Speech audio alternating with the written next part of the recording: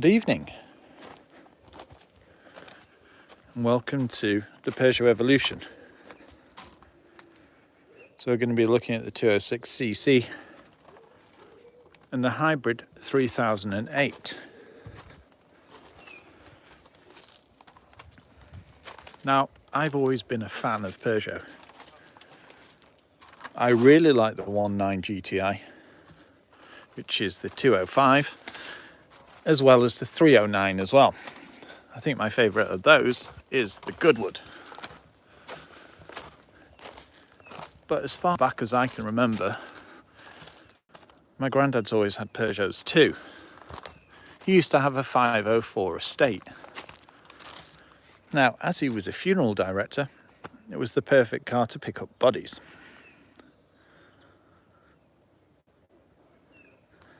So you can say we've had an affinity with Peugeot for some time. And this is my mum's car. She's probably had it 8 or 9 years now. It's the 1.6. There is also a 2 litre as well. And there was always a point where design language flowed. So early Peugeots, like the 90s ones I'm going to start with, always had great looks. They were perfect for hot hatches. They also had things like 306 GTI 6s and all types of things. Performance cars, yes, I'm going to target performance cars because, as we know, that's my bag. But the design language started to get a bit lost in around, I think it was about 2008. But before that, I think it was on point, like the latest stuff. I mean, this is a fantastic looking vehicle.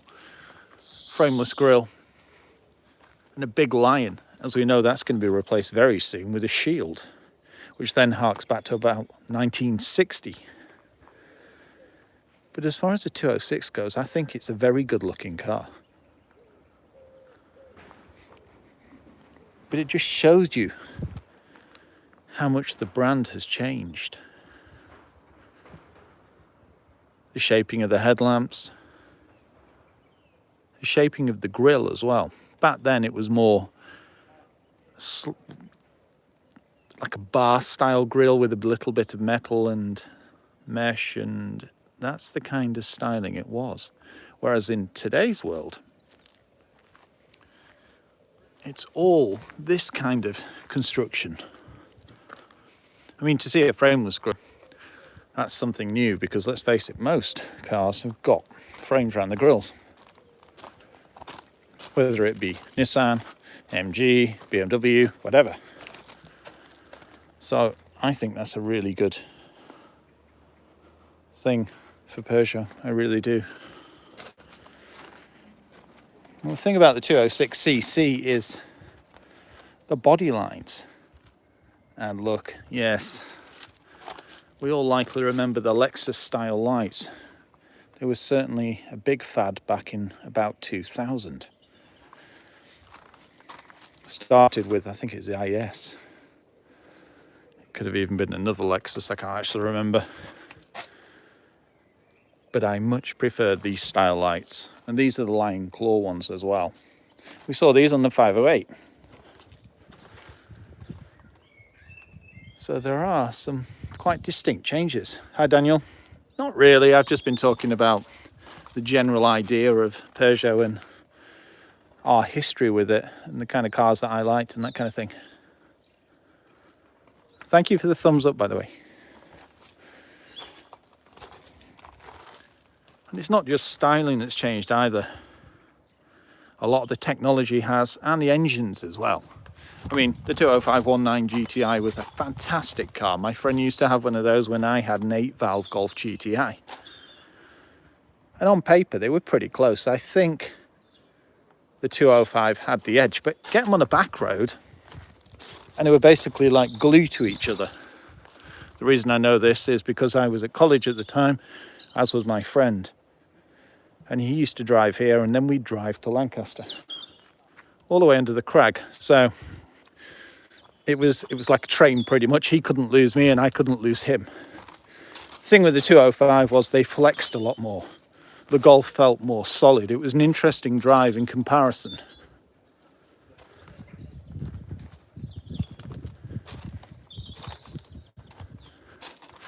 Got KB and Annabelle's head there as well. Yeah, later Annabelle's going to come on and we're going to do a bit different 5 things. She's going to say the 5 things she likes between both the vehicles, so that's an interesting one. I mean, if you look at the interior in here, hi Jamie, how are you? I'm not surprised, mate, I'm really not, because it's a fantastic looking vehicle, especially with that new facelift. Looks awesome. But this, it's still kind of encapsulates you, but it doesn't actually angle towards the driver. But it still gives you a cockpit style feel, it really does. But when you look at this, everything is really angled towards the driver.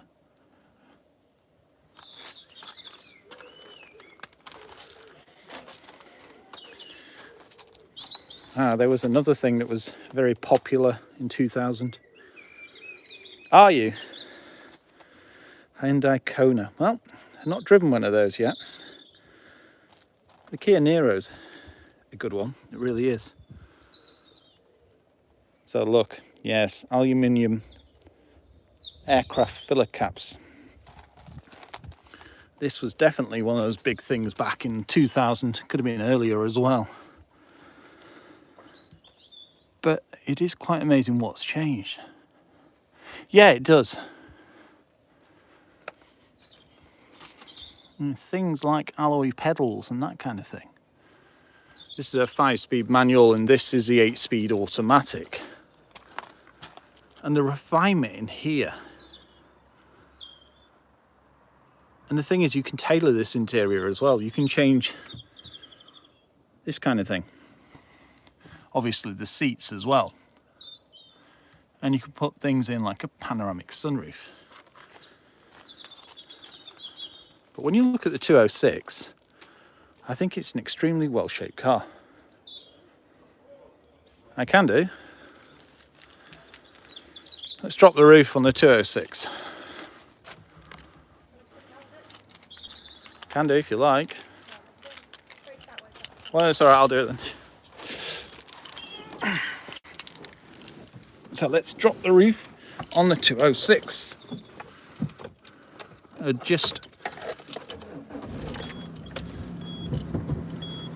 First things first, I better check the boot has a thing over it. Come on. Typically locked. This used to have a transponder key, but that went walkabout, so just use the old school key now.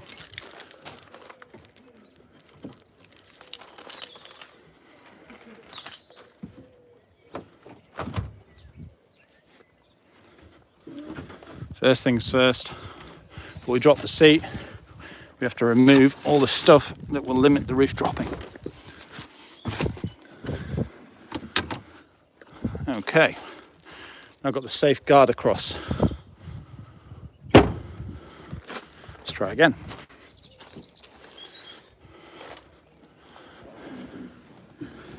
Letting the roof down the 206, pretty easy. Literally these.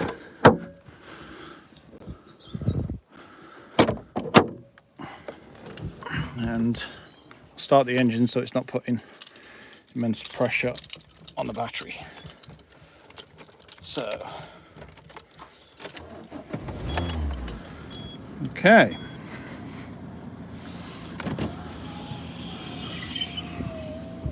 All the windows drop, and then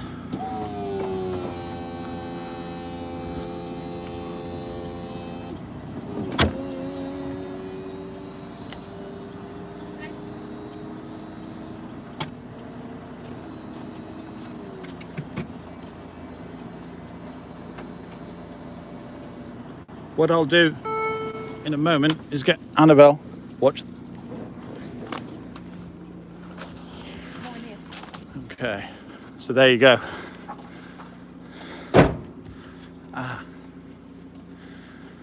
So Annabelle's here to do her part as well. It's very easy to do, yeah. The thing is, these aren't worth very much money. I mean, they're slowly going up in value, but I think Mum bought it for about 2,300. Now, it's clean inside apart from the seats. The seats are horrendous. I need to get something to really clean those, but I had to get that out of the scrapyard because that seat actually failed. Hello, Annabelle. Hello. Actually, I might as well start on 5 things now because this is one of the things I love about the 206. You'll have to be really close, or should I just hand you the camera? This is one of the things I absolutely love about the 206. See, when I first saw a normal 206, I was like, yeah, I could take it or leave it. But then when they brought out the CC hard convertible, I fell in love with it. I absolutely love the lines of this. It's a very stylish, nippy little sports car. Well, they spent a lot of money doing it as well. I mean, I think when they were developing it, it cost multi-millions to just develop this shape because it was something completely different. It was, yeah. And I have a real love for hardtop convertibles. And this just, for me, ticks a lot of boxes. It's stylish. It's one of my favourite cars, actually. If you move forward and then look from the front as well. So yes, I'm going to take it round the front. So in terms of 5 things, this is going to be my first 5 things. It was popular, Jamie, I agree. It was a bit, it was more that, it wasn't snowy here, it was icy here this morning. But look at that styling, look at the lines. It really suits being a hardtop convertible, doesn't it? It does, yeah. This has got a K&N and it's got the standard wheels as well, but that's about it. Yeah. And the thing is, yes, I know the design language has evolved, but it's recognisable as a Peugeot, isn't it? Yeah, it has, and it's still got the lion there. Yep. It's just a little more prominent, and it seems to have a more aggressive pose on that as well. I agree, Daniel, lovely body lines. And that's the second thing I have to say, I'm really taken away by this frameless grille that's on the new 3008. It's beautiful. Let's walk in a bit in case we're losing signal. Yeah. It's a bit patchy on this side. It's very... No, KB. No, out of the Presco. We almost had a stowaway there. A little furry stowaway. Yeah, that frameless grille is quite beautiful. KB, no. Go right, quick. I'm quite interested to see what it's going to look like with the new old badge. Come on, out. Out. Come on. Come on.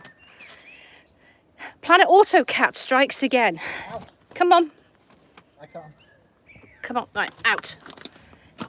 Out, you little varmint. Third thing I like is the cockpit way that everything angles towards the driver. The 308cc was the last cabriolet CC. Oh, thanks, Jamie. Didn't know that. Jamie was saying that the 308cc was the last one sold in the UK. Yeah, there's also the 207cc as well.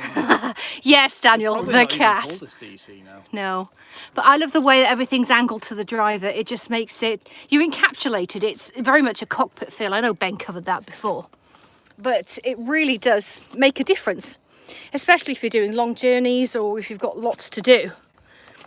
Well, I believe it connects you and gives you more of an engaging drive because you feel more at one with the car or SUV. Well, that's a very good way of putting it. Another thing I like is the hybrid on this. I mean, this is a great little car. Well, that's it. This was the 1.6 petrol engine, wasn't it? It's just injection, no turbocharger or anything. And the way that Peugeot have evolved, I mean, you've got things like 2 litres, 1.6s, and if you've noticed, as of late, they've dropped the bigger engines and you end up with something cars similar to this. Well, you end up with the same capacity of engine, but you end up with brake horsepower. Yeah, more powerful car, yeah. With, say, 225 brake, because they can now get far more power out of that. But it's nippy. It points it's economical as long as you don't thrash it. Well, that will handle like it's on rails because it's so heavy. And the thing is, this doesn't actually detract about the fact that this is over 3,600 kilometres heavier because it's a hybrid. It's still actually 360. 360. It's not 360. Oh. Yes, it is. Okay, 360 It's definitely not kilos. 3.6 tons heavier. Right, No. okay. Yeah, 360 kilos. It's heavier because it's a hybrid. And the thing is, you don't actually lose any boot space for it. And that's my next favourite thing. What it does for the economy is fantastic. Oh, yeah. I mean, Ben was getting over 150 mpg. Yeah, I don't believe it either. But we do have the evidence for it. Oh, yeah, we do love the 308cc. Yeah, Daniel, it's the epitome of Peugeot, really, isn't it? It's got something about it. And the last thing I like is the fact that with the 3008, I'm going to walk around now, come on, go to the boot. Even though it's a hybrid, you don't lose any boot space. They've done some clever things with the boot, though. They are. And also you can get a smart tailgate too. Yes, we don't have one on this model. But the only difference is, because it is the hybrid, you can't actually have a spare wheel because you have to have things like your cables and your inflation kit. But I do like this nifty little stowaway kit for the cables. Well, it's quite handy for valuables if you want to hide them. Yes. But look at how much boot space you've got there. And you've got your ski hatch. Yeah. And you don't lose any of that for the fact that it's a hybrid, because the batteries are underneath the rear seats. So I think we're pretty much done there, aren't we? They're on the 5 things, certainly. Yeah. I was going to say. Well, they're the best boots for a family SUV. Yeah, Jamie, I agree with you on that one. Yeah, it's a decent size. It is. Yeah, there's lots going on with that new 3008. We've filmed the driving section and all the drive-bys for this car today as well, so we're expecting the review to be coming out in a week or so. Well, that's it. Peugeot's design language is on point at the moment. They just look fantastic. I mean, when I saw the 508, that was it. And the fact that they've transferred styling cues like the lion's claw, and also one of my favourite bits, the lion's tooth daytime running lights. You see that on the 208s as well. Yeah, the review shouldn't be that long. Currently working on the MGHS hybrid review, but then I think this will jump the queue. And not just that, you can actually get a 300 brake horsepower version which has 2 electric motors. Because it gives you 4-wheel drive. Yes, it does. You can get descent control, you can get lots of tech as well. Yeah, the 308, the new one, does look fantastic, doesn't it? Yeah, and that's going to be the one to flagship the new old badge. I was going to say, moving back to tech though. Well, look at the steering wheel, there's nothing on it. Annabelle's got a point there. That reminds me of the e-sprinters, to be honest. Random question. What's the Wi-Fi like in the lakes? Right, okay. We use Barn, which is a broadband for rural north, and we have a 1 gig dedicated fibre optic line directly into the house. So we can upload at 900 megabits. So yeah, we have absolutely no problem streaming. We also have wireless cameras around the unit as well, and over the garage and around the house. So everything's connected. I think we've got better speeds, to be honest, than most of the inner city places. No, that's the other thing, Jamie. If you look at it, I mean, you've got white dials. They were also a big thing back then. I remember the Escort Cosworths having those. And it was also a modification that a lot of boy racers went for, including myself. They always gave it just that something extra when you got in them. But the thing is, this has automatic lights back then, so they were still quite ahead of the curve when it came to that kind of thing. And you can also operate things like your media with this mini stalk here. I remember some years ago Sony released one for their head unit, and you could just screw it onto the wheel. 5 meg. Yeesh. Yeah, that's not particularly great, is it? And there's Sackboy from PlayStation there as well. But yeah, this has had a fair bit work done on it, including some structural bits. I think it's about 9 years, something like that. It doesn't beat the Golf. I think I've had the Golf, what is it, 16 years? 15 nearly. We've had the Golf GTI Mark II nearly 16 years. And that's currently being restored, so we'll get to see that at some point. But that's more on a par with, say, the 205/19 GTI. But yeah, you can see what's changed, can't you? It is quite apparent when they're next to each other. Both very good vehicles in their own arena, but not really comparable when you look at an SUV and a two-seater coupe convertible. This is also the sport model as well, meaning you get little driving lights and a mesh grille at the bottom.